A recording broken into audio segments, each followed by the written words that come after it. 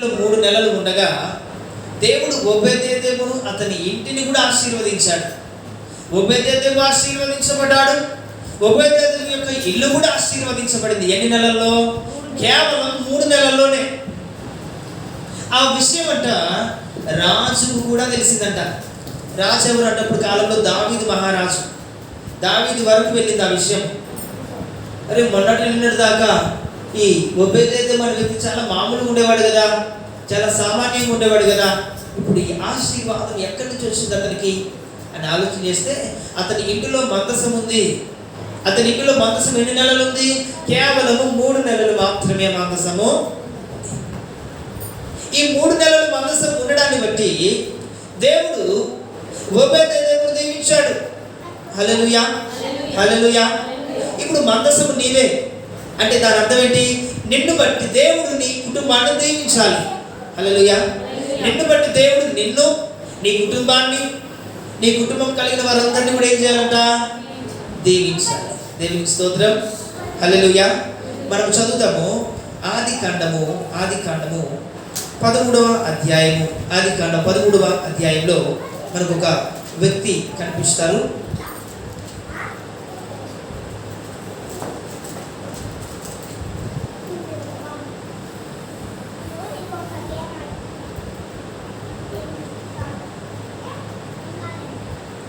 పదమూడవ అధ్యాయము 2వ వచనం 3వ వచనం చదవండి.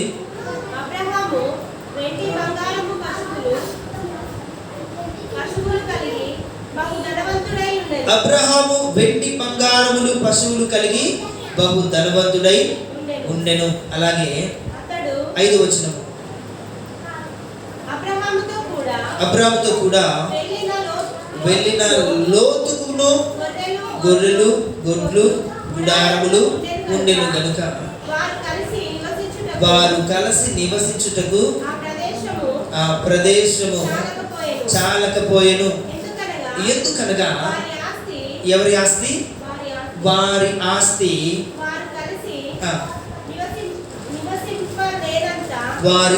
వారు కలిసి నివసించలేనంత విస్తారమై.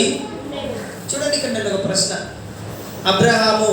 అబ్రహామును దేవుడు పిలిచాడు. నేను నీకు చూపించు దేశానికి వెళ్ళి అబ్రహాము అంటే, అబ్రహాము తన భార్యను తన దగ్గర ఉన్న కొంతమంది పనివారిని తీసుకొని కానానుకు వెళ్ళాడు. అయితే అబ్రహాముతో పాటు ఎవరు వచ్చారంట? లోతు కూడా వచ్చాడంట. లోతు ఎవరంటే తనకి వరసకి కుమారుడు అవుతాడు. బాబాయ్ బిడ్డ తండ్రి నీతో పాటు నేను కూడా. ఇద్దరు కలిసే వచ్చారు. ఎక్కడికి? కానాను దేశానికి. కలిసి రాగా కొద్ది కాలానికి. ఎంత కాలానికి? కొద్ది కాలానికి. అంతకుముందు అబ్రహాముకు దేవుడు ఎవరో తెలియదు. అబ్రహాముకి ప్రార్థన అంటే ఏంటో తెలియదు. అబ్రహాముకి దేవుడికి ప్రార్థన చేయాలన్న విషయం అబ్రహాముకి.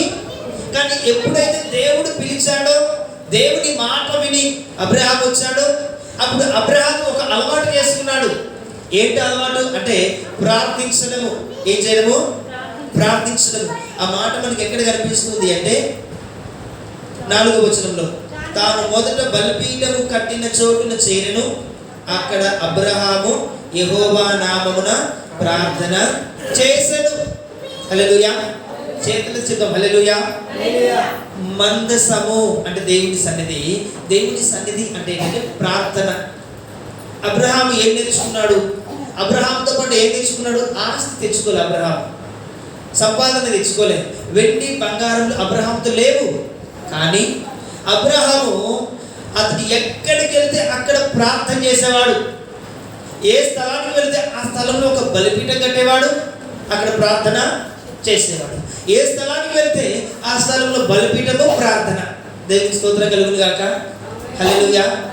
అదొక్కటి తెలుసు అబ్రహాముకి, మరి ఏమి కూడా తెలియదు. ఐగుప్తుకు వెళ్తే ఐగుప్తులో బలిపీఠం కట్టేవాడు, ప్రార్థన చేసేవాడు. నెగేబు అనే ప్రాంతానికి వస్తే అక్కడ బలిపీఠం కట్టేవాడు, అక్కడ ప్రార్థన చేసేవాడు. హాయి అనే ప్రాంతానికి వస్తే అక్కడ ఒక బలిపీఠం కట్టేవాడు, అక్కడ ప్రార్థన చేసేవాడు. ఎక్కడికి వెళ్తే అక్కడ అబ్రహాం ఏం చేసేవాడు? ప్రార్థన చేసేవాడు. దేవునికి స్తోత్రం కలుగును గాక. అప్పుడు ఏమైందంట? అతనికి వెండి బంగారములు విస్తారమైన ఆస్తి అతడు. కారణం ఏంటి? దేవుని యొక్క సన్నిధి ఎక్కడ ఉంటే అక్కడ ఆశీర్వాదం ఉంటుంది. అక్కడ ఏముంటుందండి? ఆశీర్వాదం అక్కడ. అయితే ఇక్కడ చూడండి, అబ్రహామును బట్టి నేనేం చెప్పాను? నీతో పాటు నీ బంధువులను కూడా దేవుడు ఆశీర్వదిస్తాడు నిన్ను బట్టి. ఎందుకంటే మనం మందసము కదా, మనం ఎక్కడ ఉంటే అక్కడ ఆశీర్వాదం రావాలా. ఆ తర్వాత లోతు కూడా పెద్ద ఆస్తిపరుడే కాదు, కానీ అబ్రహామును బట్టి లోతుకు కూడా ఆస్తి పెరుగుతూ ఉందంట. ఎంత పెరిగింది అంటే వారు కలిసి నివసించలేనంత ఎక్కువైపోయింది ఆస్తి. దేవుని స్తోత్రం కలుగును గాక. హల్లెలూయా. వారు మొదట కలిసే వచ్చారు, అక్కడి నుంచి వేరే దేశం నుంచి ఈ దేశానికి ఇద్దరు కలిసే వచ్చారు. లోతు ఎప్పుడు ప్రార్థన చేయలేదు, అబ్రహాం ఒక్కడే ప్రార్థన చేసేవాడు. ఒక మందసములాగా దేవుని సన్నిధిని కలిగి జీవించేవాడు. లోతు ఎప్పుడు ప్రార్థన చేయలేదు. కానీ లోతు అబ్రహామును బట్టి ఆశీర్వదించబడ్డాడు. ఎంత ఆశీర్వదించబడ్డాడంట? వారు కలిసి నివసించలేనంత ఆస్తి వచ్చిందంట. దేవునికి స్తోత్రం కలుగును గాక. హల్లెలూయా, హల్లెలూయా. ఆఖరిగా వారు ఒక దగ్గర ఉండలేనంత ఆస్తి పెరిగిపోయింది. ఏం పెరిగింది? ఈ ఆశీర్వాదం అతనికి ఎలా వచ్చింది? అబ్రహామును బట్టి. హల్లెలూయా. అబ్రహామును బట్టి అతనికి ఆస్తి. అవును, ఈరోజు నిన్ను బట్టి నీ కుటుంబం దీవించబడాలి. నిన్ను బట్టి నీ పొరుగువారు, నీ బంధువులు, నీ స్నేహితులు కూడా దీవించబడాలి. అవును, మందసం ఎక్కడ ఉంటే అక్కడ ఆశీర్వాదం ఉండాలి. నువ్వు మందసము కనుక నీ ఉన్న చోట ఏముండాలంట? ఆశీర్వాదం. మరలా తర్వాత మీరు చూసినట్లయితే అబ్రహాము లోతు విడిపోతారు. అబ్రహాము లోతు ఏమవుతారు? విడిపోతారు. విడిపోయిన తర్వాత అబ్రహాము ఆస్తి అలాగే ఉంటుంది, కానీ లోతు యొక్క ఆస్తి మాత్రము వేరే వాళ్ళకి ఎత్తుకొని పారిపోతారు. కారణం ఏంటి తెలుసా? ఎందుకు లోతు యొక్క ఆస్తి కాపాడుకోలేకపోయాడంటే లోతు జీవితంలో ఏం లేదు? ప్రార్థన లేదు. కానీ అబ్రహాం జీవితంలో ఏముంది? ప్రార్థన అనే బలిపీఠం ఎప్పటికీ ఉన్నది. హల్లెలూయా, హల్లెలూయా. కాబట్టి మనము అబ్రహాము వాళ్ళు ఏం చేయాలంటే, మనం ఎక్కడుంటే అక్కడ ఆశీర్వాదం ఉండాలి. మనం ఎక్కడుంటే అక్కడ ఏం ఉండాలండి? మందసము ఒబేదేదోముల ఇంటిలో ఉంటే ఒబేదేదోము యొక్క ఇల్లు ఆశీర్వదించబడింది. కేవలం 3 నెలలే. ఆ ఆశీర్వాదం గురించి రాజు విన్నాడంట. రాజు ఎక్కడో ఉంటాడు, ఒబేదేదోము ఎక్కడో ఉంటాడు, కానీ ఒబేదేదోము యొక్క ఆశీర్వాదం గురించి రాజు చెవిలో పడింది. అరే, ఈ ఆశీర్వాదానికి కారణం ఏంటి? ఈ దీవెనకు కారణం ఏంటి? ఈ యొక్క మరి విచిత్రమైన ఆశీర్వాదానికి కారణం ఏంటి అని ఆరాధిస్తే ఒబేదేదోము ఇంట్లో ఏముంది? మందసం. ఏముందండి? అప్పుడు రాజు ఏమనుకున్నాడు తెలుసా? అయితే ఆ మందసం నాకు కూడా కావాలి, ఆ మందసం నాకు కూడా అని రాజు ఆ మందసాన్ని తీసుకొచ్చి తన దగ్గర పెట్టుకున్నాడు. నీవు మందసము అయితే నువ్వేం చేయాలి తెలుసా? నీవు దీవించబడాలి, నీ కుటుంబం కూడా దీవించబడాలి. యోబు గ్రంథము 1వ అధ్యాయం 1వ వచనం.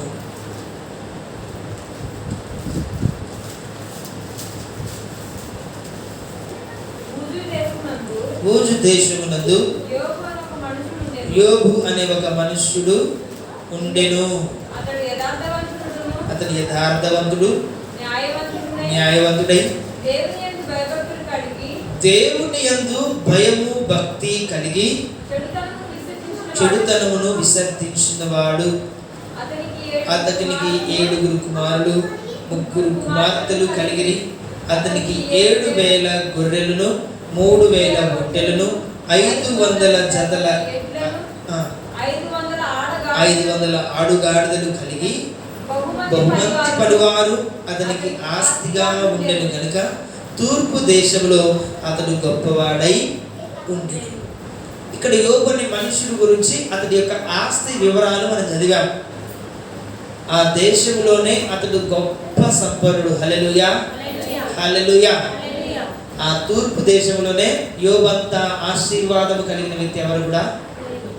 ఇతనికి అంత ఆశీర్వాదము, అంత ఆస్తి, అంత సంపద. ఇటు పిల్లలకు పిల్లలు ఉన్నారు, మగపిల్లలకి మగపిల్లలు, ఆడపిల్లలకి ఆడపిల్లలు, గొడ్లు, గాడిదలు, గుర్రములు, పనివారు. ఇంత విస్తారమైన ఆస్తి. కారణం ఏంటో తెలుసా? కారణం ఏంటంటే అబ్రహాం జీవితంలో ఆశీర్వాదానికి కారణం ఏంటి? ఏం చేశాడు అతడు? ప్రార్థననే బలిపీఠం, ప్రార్థననే బలిపీఠం. మరి యోబు ఏం చేశాడు?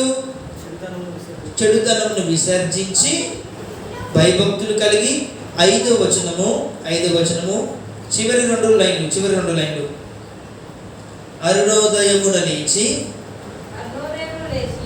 వారిలో ఒక్కొక్కరి నిమిత్తమై దహనబలిని అర్పించుచూ వచ్చెను.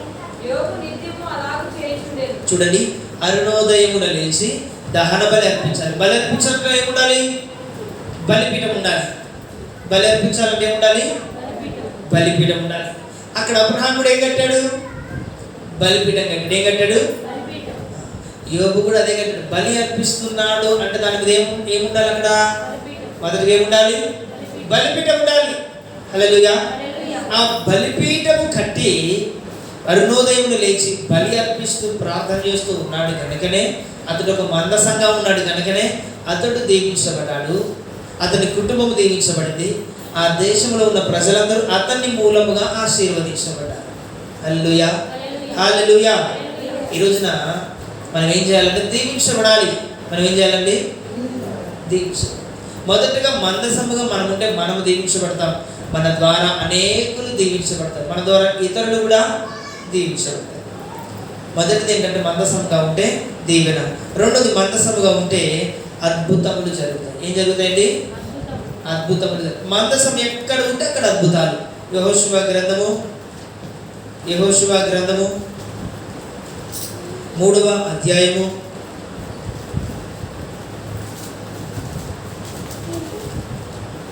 7వ వచనం నుంచి చదువుదాం. 7వ వచనం.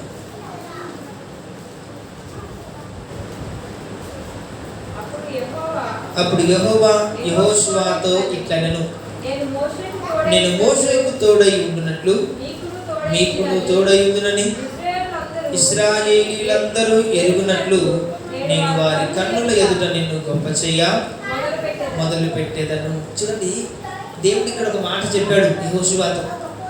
ఇంతకాలం మనము మోషే యొక్క నాయకత్వంలో ఉన్నాం. నేను మోషేకి తోడైనాను. దేవుడు అంటున్నాడు ఏమనంటే, నేను మోషేకి ఏమైనాను?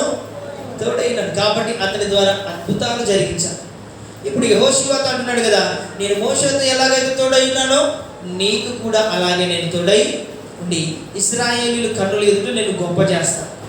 నేను గొప్ప చేయాలంటే అద్భుతాలు నీ ద్వారా నేను జరిగించాలి. కాబట్టి వారి కన్నుల ఎదుట నేను గొప్ప చేసి నేను నీకు తోడై ఉంటా, నీ వారికి నాయకుడిగా ఉందువు కానీ అని దేవుడు చెప్పి ఒక అద్భుతం చేసేలా చేశారు. అప్పటికి ఇశ్రాయేలు ప్రజలు కానాను దేశానికి వచ్చారు. కానాను దేశం దాటాలంటే మధ్యలో యోర్దాను నది అడ్డుంది. ఏ నది అండి? చెప్పాలి, ఏ నది? యోర్దాను నది అడ్డుంది. యోర్దాను నది దాటితే కానానే. యోర్దాను నది దాటితే కానానే. మరి అందరూ దాటితే ప్రయోజనం ఏంటి? అందుకనే దేవుడు ఏమంటున్నాడని, ఒక అద్భుతము నీ ఎదుట నేను చేస్తాను, మీ కన్నుల ఎదుట నేను ఒక అద్భుతము చేస్తాను అని దేవుడు చెప్తున్నారు. చూడండి,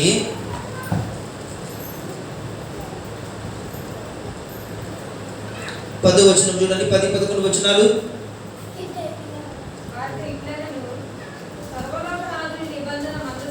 సర్వలోకనాథుడగు యెహోవా నిబంధన మందసము మీకు ముందుగా యోర్దాను దాటబోచున్నది గనుక జీవము కలిగిన దేవుడు మీ మధ్య ఉన్నాడని ఆయన నిశ్చయముగా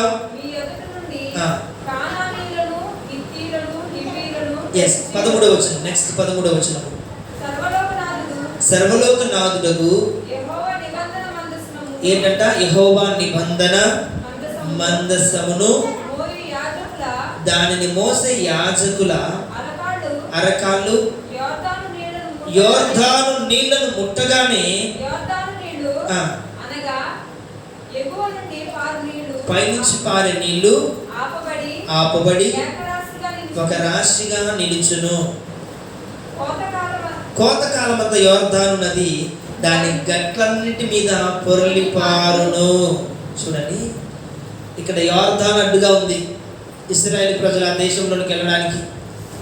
అయితే దేవుడు ఏం చెప్పాడంటే యెహోషువతో, నేను నీ కన్నుల ఎదుట అద్భుతం చేస్తా ఉన్నాను.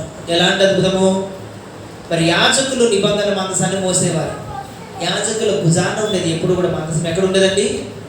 యాజకుల యొక్క భుజాన. మందసం అంటే ఎవరు? మీరే. మరి యాజకుడు అంటే సేవకుడు. అంటే చూడండి, ఇక్కడ సేవకుడు మిమ్మల్ని భుజాన పెట్టి మోస్తున్నట్టు లెక్క. అదేంటి సేవకుడు భుజాల మీద మేము ఉండడం ఏంటి? మరి పిల్లలు తండ్రి భుజాన్ని ఎక్కితే తప్ప? ఇదే అంతే. ఇది కూడా వారిని మోస్తున్నట్టు లెక్క, వారిని మోహించున్నట్టు లెక్క. అయితే ఇక్కడ గమనిస్తాము, యోర్దాను నదట కోత కాలంలోనట గట్లన్నిటి మీద పొర్లి పారుతూ ఉంటుంది. అంటే విపరీతమైన వర్షము, విపరీతమైన వాన, విపరీతమైన నీళ్లు పొర్లి పారుతూ ఉంటాయి. అలాంటి భయంకరమైన నీటిలోనట మరి మందసాన్ని మోసే యాజకుల యొక్క కాలు తగిలితే చాలంట.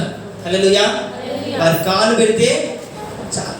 ఏమండి, ఆ గట్టి మీద నిలబడి కాలు పెడితే ఎవరైనా భయపడాల్సిందే. ఎందుకంటే నీళ్లు పొర్లి పారుతాయి. వాము, ఆ గట్టి మీద నుంచి ఒక నేను కింద పడితే నేను కొట్టుకుని పోతానేమో అని భయపడాలి. కానీ దేవుడు ఏమనంటే, మీ భుజాన మందసం ఉండాలి. ఆ మందసాన్ని మోస్తూ మీరు నీటి మీద కాలు పెట్టండి. ఒక అద్భుతం జరుగుతుంది. ఏంటంటే పైనుంచి పారే నీళ్లు ఏకరాశిగా, అంటే నీళ్లు పారుతూ ఉంటాయి కదా, వచ్చే నీళ్ళన్నీ ఒక కుప్ప కుప్పలాగా ఉంటాయి.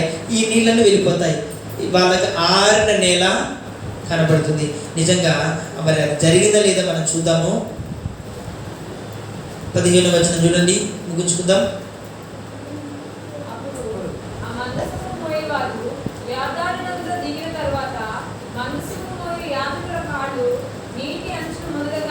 నీటి అంచును మునగగానే పైనుంచి పారు నీళ్లు బహుదూరమున సారెతాను నొద్దనున్న ఆదామను పురము దగ్గర ఏకరాశిగా నిలిచెను. యాజకుల పాదాలు ఎప్పుడైతే నీటికి తగిలాయో, హల్లెలూయా, యాజకుల భుజం మీద ఏముంది? మందసం. మందసం లేకుండా వెళితే పని జరగదు. మందసముతో వెళితేనే అద్భుతం. హల్లెలూయా. అది దేవుని నిబంధన మందసము గనుక ఆ మందసము మోస్తున్నటువంటి యాజకుల కాళ్ళు తగిలినా చాలు. హల్లెలూయా. ఇక్కడ చూడండి ఎంత గొప్ప అద్భుతం. కాలు తగిలినా చాలు. యోర్దాను కూడా మీ ఎదుట నిలబడదు, పారిపోద్ది యోర్దాను. అక్కడ దూరంగానట ఒక రాశిగా నిలబడ్డాయట నీళ్లు. ఆ పైనుంచి వచ్చే నీళ్ళన్నీ ఒక రాశిగా నిలబడ్డాయి, ఒక కుప్ప కుప్పలాగా. ప్రజలు చూసినప్పుడు ఒక రాశి, నీళ్ల రాశి కనబడతా ఉంది వాళ్ళకి. చూడండి, దేవుని పిల్లలు ఒక మందసంగా నువ్వు మారితే నీవు పాదము పెట్టిన ప్రతి చోట అద్భుతం జరుగుతుంది. హల్లెలూయా. నీవు ఎక్కడ అడుగు పెడితే అక్కడ అద్భుతం జరుగుతుంది. నీ ఎదుట ఏది కూడా నిలబడదు. ఏ ఆటంకమున్నా తొలగిపోతుంది. ఏ ఆటంకమున్నా కూడా అది ఏమవుతుంది? తొలగిపోతుంది. అందుకే ప్రభు అన్నాడు కదా, లూకా సువార్త 10వ అధ్యాయం అంటాడు కదా, ఏది ఎంత మాత్రము మీకు హాని. చదువుదామా? లూకా సువార్త 10వ అధ్యాయము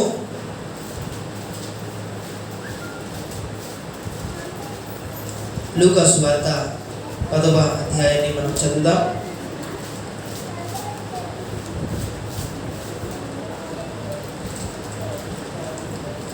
19వ వచనము.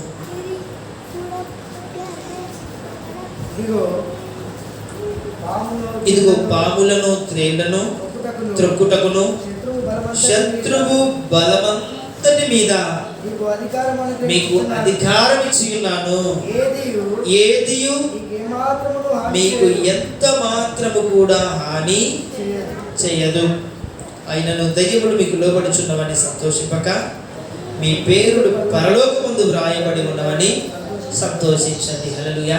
ఇక్కడ ప్రభువు చెప్తున్నటువంటి మాట, నీవు ఒక మందసంగా నీవు ఉంటే ఏది నీకు ఎంత మాత్రం హాని చేయదు. చూడండి, అసలు అద్భుతము. వాళ్ళ పాదములు తగిలితే యోర్దాను నది ఆగిపోయిందంట. ఏం తగిలితే? పాదములు కాళ్ళు పెట్టగానే, నీటిలో పెట్టగానే యోర్దాను నది పారినది ఆగిపోయింది. మరి వారి భుజానే ఉంది? మందసం లేకుండా అయితే కొట్టుకుపోవడమే. ఏంటది? మందసం లేకుండా అయితే కొట్టుకుపోవడం. కానీ మందసం భుజాన ఉంది కాబట్టి, ఆ మందసాన్ని మోస్తూ ఉన్నారు కాబట్టి యాజకుల పాదాలు తగిలినా కూడా మరి నీటి రాశి అనేది నిలబడింది. ప్రభు అంటున్నాడు కదా, ఏది నీకు ఎంత మాత్రము హాని చేయదు. శత్రువు బలవంతటి మీద నీకు అధికారము. హల్లెలూయా. దేవుడి మాటలు దీవించును గాక. శత్రువు బలమంతటి మీద నీకేముంది? అధికారం. శత్రువు ఎవరు? సాతాను. మరి సాతాను మీద నీకు అధికారం ఉంది. ఇంకా మనం వాళ్ళు చాలా మందిని చూస్తూ ఉంటారు. అమ్మో, సాతాను మమ్మల్ని ఎన్నో బాధలకి, శ్రమలకి, శోధనకి గురి చేస్తూ ఉన్నాడు అని బాధపడుతూ ఉంటాం. అపవాది మమ్మల్ని బాధిస్తున్నాడు. లేదు లేదు, ఇక్కడ బలం ఎవరిదంటే నీదే. మరి నీవు ఎందుకు సాతాను యొక్క బలము ఎదుట ఓడిపోతున్నావు అంటే ఇంకా నువ్వు మందసంగా నువ్వు ఏం చేయబడలేదు? మార్చబడలేదు. మందసంగా ఏం చేయబడలేదు? నువ్వు మార్చబడలేదు. నీవు ఒక మందసంగా మార్చబడితే ఏది నీకు ఎంత మాత్రం హాని చేయదు. నువ్వు దేనికి భయపడాల్సిన అవసరం లేదు. దేవుడి మాటలు దీవించును గాక. ఆమేన్. మందసం ఎక్కడుంటే అక్కడ ఆశీర్వాదం. మందసం ఎక్కడుంటే అక్కడ మందసం ఎక్కడ ఉంటే అక్కడ అద్భుతం. మందసం ఎక్కడుంటే అక్కడ అద్భుతం. మరి ఆ మందసం ఎవరు? మనమే. నేనేం చెప్పండి. సో ఇప్పుడు ఇక్కడ నుంచి మరి అబ్రహాం ఎక్కడికి వెళ్తే అక్కడ ఏం చేశాడు? బలిపీఠం కట్టి ప్రార్థన. అబ్రహామును బట్టి దేవుడు లోతును కూడా ఎంత దీవించాడు? అబ్రహాం ఎలా దీవించబడ్డాడో లోతు కూడా అలాగే దీవించబడ్డాడు. మరి లోతు దూరం అయిపోయినప్పుడు లోతు ఆశీర్వాదం ఏమైపోయింది? దొంగలెత్తుకెళ్ళారు. ఏమైపోయింది? మరి అదే రీతిగా మనము యోబుకి జీవితంలో కూడా చూస్తాం. యోబు మరి ఆ దేశంలోనే గొప్ప ధనవంతుడు. కారణం ఏంటి? అతను ఉదయాన్నే లేచి బలిపీఠం కట్టి ప్రార్థన అరుణోదయం నుంచి చేసేవాడు. ఒక బలిపీఠం అనేది అతని ఇంట్లో ఉంది, ఏర్పాటు చేసుకున్నాడు. అందుకనే ఆశీర్వాదం. ఆ తర్వాత మందసం ఎక్కడ ఉంటే అక్కడ అద్భుతాలు. అద్భుతాలు. దేవుడు అందరి కన్నులు ఎదుట మిమ్మల్ని గొప్ప చేస్తారు. ఎలా అంటే దేవుడు మీతో పాటు ఉన్నప్పుడు మీ ద్వారా జరిగే అద్భుతాలు దేవుడు ఇతర ప్రజలు చూసినప్పుడు వారి కన్నుల ఎదుట మీరు ఏమవుతారు? గొప్పవారు అవుతారు. హల్లెలూయా. వారి కన్నుల ఎదుట మీరు ఘనపరచబడతారు. వారి కన్నుల ఎదుట మీరు హెచ్చించబడతారు. వాళ్ళకి అర్థమవుతుంది దేవుడు వీళ్ళతో ఉన్నాడు. వీళ్ళ దేవుడు, వీళ్ళు ఆరాధించే ప్రభువు, వీళ్ళు ప్రార్థన చేసే దేవుడు వీళ్ళతో ఉన్నాడు అని వాళ్ళు గ్రహించగలుగుతారు. అందుకని దేవుడు నిన్ను ఒక మందసంగా మార్చాడు. దేవుడి పరిశుద్ధ మాటలు దీవించును గాక. ఆమేన్. కళ్ళు మూసుకుందాం, ప్రార్థన చేసుకుందాం. దేవుడి పిల్లల మరి మందసము పొందినటువంటి ఆశీర్వాదం పొందాలి అంటే నీవు నేను ఇంకా ఒక తుమ్మ చెట్టుగా ఉన్నామేమో, ఒక మందసముగా మారాలి. మనము ప్రార్థన చేసుకుందాం. ఇంకా ఒకవేళ తుమ్మ చెట్టు